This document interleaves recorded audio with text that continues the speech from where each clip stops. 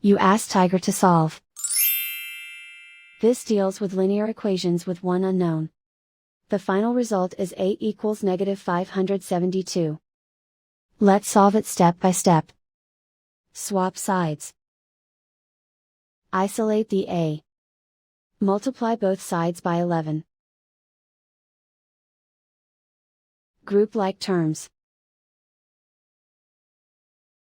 Multiply the coefficients. Simplify the arithmetic.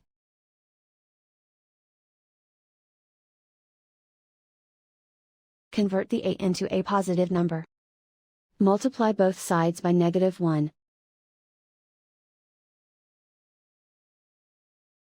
Remove the ones.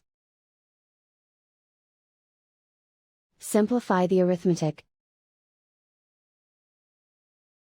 And so the final result is a equals -572.